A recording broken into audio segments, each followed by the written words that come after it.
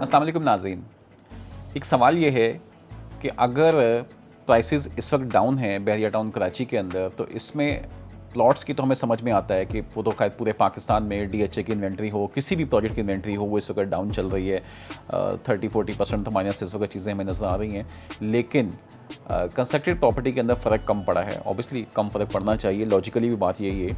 तो बहरिया टाउन के अंदर जो रेंटल वैल्यू है वो क्यों गिर गई है? लोगों ने यहाँ से इतना माइग्रेट क्यों किया है कि जी अगर सोसाइटी बहुत अच्छी है, state of the art infrastructure अगर दे रहा है बहरिया टाउन और बहुत अच्छा लाइफस्टाइल यहाँ पे मुहैया कर रहा है लोगों को, तो ये फिर लोग यहाँ से मूव क्यों कर रहे हैं भाई? तो उसकी सबसे बड़ी अहम वजह ये है कि अगर आप बहरिया टाउन कराची को बगौर आप इसको देखें कि जब से ये बना है और यहाँ पर क्या चीज़ें चल रही हैं, तो यहाँ पे सबसे पहली बात ये है कि जो हमारे कराची की जो लोग हैं, उनको जो पहला मसला था बहरिया टाउन के साथ वो ये था कि जी लीज़ नहीं है। फिर एक इशू ये था कि जी जबकि ये चीज़ें पंजाब में लोग इतनी कंसिडर नहीं करते, लेकिन बहरिया के यहाँ कराची वालों के माइंडसेट के अंदर कराची में ये चीज़ काफ़ी कंसिडर की जाती है कि आपके डॉक्यूमेंटेशन और ये चीज़ें कैसी थी, क्योंकि लीज़ का कॉन्सेप्ट है यहाँ पे ऑनरशिप का। फिर उसके बाद दूसरा मसला ये आया लोकेशन का कि जी बहरिया टाउन जो है वो कौन जाएगा, तो वो कौन जाएगा जो सिनेरियो था उसने बहुत से लोगों को नुकसान पहुँचाया कि लोगों ने अच्छे टाइम पर यहाँ पर नहीं आए। तो जो बिन देखे का सौदा था ना, वो कराची के लोगों ने कम किया।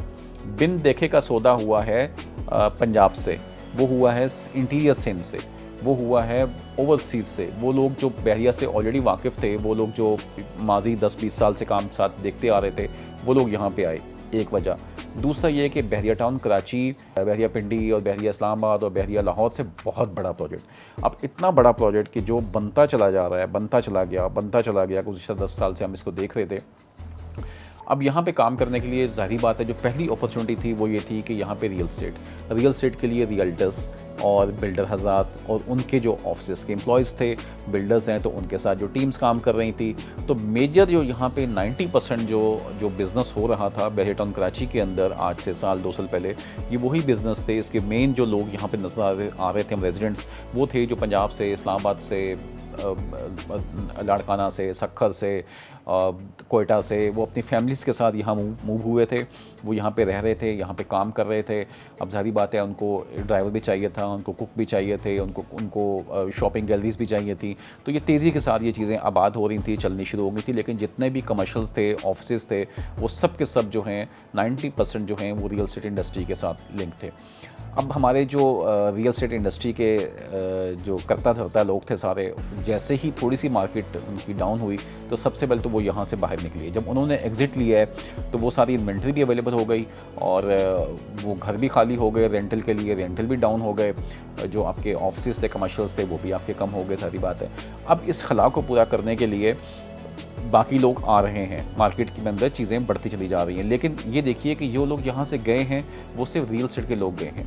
बहुत कम लोग ऐसे हैं कि जिनका ताल्लुक, जो यहाँ पे एज अ क्लाइंट रह रहे थे, वो यहाँ पे मतलब जो डॉक्टर हज़रात थे या कोई ऐसे इंजीनियर्स थे या कोई ऐसी फैमिलीज़ थी, ओवरसीज़ फैमिलीज़ थी लोगों की, जो जिन्होंने अपने बीवी बच्चों को यहाँ पे सेट किया था, उन लोगों ने मूव नहीं किया। वो लोग आज भी वहीं बैठे हुए हैं। इवन वहाँ पे तादाद बढ़ रही है लोगों की, आहिस्ता आहिस्ता लोग आते चले जा रहे हैं। इन टाइम पे प्राइवेट कंस्ट्रक्शंस बढ़ रही हैं, लोग बहुत ज़्यादा घर बना रहे हैं। बहरिया तो अपनी चीज़ें डिलीवर कर चुका है, लेकिन अगर आप आज प्रीसेंट 17 में चले जाएँ, आप बाकी प्रीसेंट्स में जाकर देख लें, जो प्राइवेट बहरिया हिल्स को आप देख लीजिए, जो प्रीसेंट्स बहरिया ने लोगों को दिए हैं, वो 1 से लेके आप चले जाएँ और आखिर तक आप देखते चले जाएँ स्पोर्ट्स सिटी तक, जो प्रीसेंट्स लोगों के पास प्लॉट्स की शक्ल में हैं, उनकी पोजीशन मिल चुकी है, वहाँ इक्का दुक्का का घर बनते चले जा रहे हैं। आप जब भी जाएंगे 15 दिन 20 दिन बाद आपको नई इन्वेंट्री वहाँ पे काम होता हुआ नज़र आएगा। सो लोग वहाँ पे आ रहे हैं, लोग एंड यूज़र वहाँ मूव कर रहे हैं, जो और वो होना चाहिए। जेन्युइन जो मार्केट है, वो मेरा मानना है कि वो आपको जो है वो ही चलाती है किसी प्रोजेक्ट को। वो तो ज़रूरत है ही है बहरिया टाउन की, और बहरिया टाउन में वो ऑटोमेटिक आएगी क्योंकि उसकी अट्रैक्शंस ऑलरेडी क्रिएट हो चुकी हैं। रियल एस्टेट वाले अगर अब नहीं भी होते, मतलब एक ब्रोकर है वो तो इन्वेंट्री पे काम कर रहा है, ठीक है, बट वो इस कम्युनिटी के अंदर जो अच्छी खूबसूरती का इजाफा करेगा, वो शायद एक प्रोफेसर साहब करेंगे, वो एक डॉक्टर साहब करेंगे, वो एक किसी दूसरी शोबा ज़िंदगी के लोग आएंगे जो फिर इसको एज ए कम्युनिटी बनाएंगे। और हमने ये चीज़ देखी कि ब्रोकर्स के ग्रुप से ज़्यादा ग्रुप जो इस वक्त चल रहे हैं हैं वो कम्युनिटी ग्रुप्स हैं, वो जहाँ पे तालीम की बात होती है, जहाँ पे मुख्तलिफ़ फंक्शंस की बात हो रही होती है, वहाँ पे नेटवर्किंग की बात हो रही होती है, वहाँ पे एक्सरसाइज के ग्रुप बने हुए हैं, बहुत से ऐसे बाइंग सेल के ग्रुप बने हुए हैं जहाँ पे घरों के सामान बिक रहे हैं, लोग आपस में एक दूसरे से बॉन्डिंग उनकी क्रिएट हो गई है। तो ये चीज़ बहुत अच्छी है। ये मैं नहीं समझता कि जो एंड यूज़र्स थे उनकी कोई तादाद यहाँ से गई, इक्का दुक्का कुछ होगी और उसके पीछे जो बेसिक वजह है वो शायद हम उसको फ्यूल कॉस्ट ले सकते हैं। वन ऑफ द रीज़न वो थी कि फ्यूल बहुत तेज़ी से बढ़ा, तो शायद उस वजह से लोगों ने कुछ सोचा कि हमारी जो, अगर हम इसको वन डाउन जाते हैं तो हमारी क्या कॉस्ट इस पे आती है। माइट भी वो एक रीज़न बनी हो कि 10-15 हज़ार रुपये का फ़र्क आ गया है कम्यूट करने के अंदर। उसको कंपनसेट करने के लिए बहरिया ने लास्ट ईयर से बसेस स्टार्ट कर दी, हमें इलेक्ट्रिक बसेस चल रही हैं। अभी कल परसों से एक नया रूट शुरू हो रहा है जो कि बहरिया टाउन कराची से नुमाइश तक जाएगा। और अगर थोड़ी सी इसकी तादाद बढ़ जाती है, अभी लोगों को वहाँ पे चैलेंज ये आ रहा है कि जी बसेस की क्वांटिटी थोड़ी कम है, तो आपको पता नहीं चलता कि अनप्रेडिक्टिव वो टाइम होता है, आप उसको कभी घंटा वेट करना पड़ जाता है आपको, कभी आधे घंटे में बस आ जाती है। तो अगर ये टाइम कहीं लॉक हो जाता है कि 15-20 मिनट या आधे घंटे के टाइम पे लॉक हो जाता है, तो मैं समझता हूँ लोग शायद गाड़ियाँ भी छोड़ देंगे। इवन अगर मुझे भी शहर जाना होगा तो मुझे ज़रूरत नहीं है गाड़ी की, मैं एक इलेक्ट्रिक उसमें बैठूंगा एयर कंडीशन बस के अंदर, तो मैं मोबाइल निकालूंगा और मैं 1 घंटा कोई ब्लॉग पढ़ लूँगा या मैं सो जाऊँगा, मूवी देख लूँगा और मैं पहुँच जाऊँगा घंटे बाद लोकेशन के ऊपर। वहाँ जाके आप अपना काम करें और मीटिंग करके वापस आ जाइए वहाँ से शहर में। तो मैं क्यों ड्राइव करूँ, मैं क्यों वहाँ मुझे पार्किंग के मसले हैं शहर में, तो मैं तो अजीब ख्वारियाँ जो भुगतनी है उससे अच्छा है मुझे पब्लिक ट्रांसपोर्ट मिल जाए। सो ये बहुत अच्छा इनिशिएटिव है हुकूमत सिंध का और बहरिया टाउन का, जो भी इस तरह से आपस में कर रहे हैं, बहुत अच्छी चीज़ है।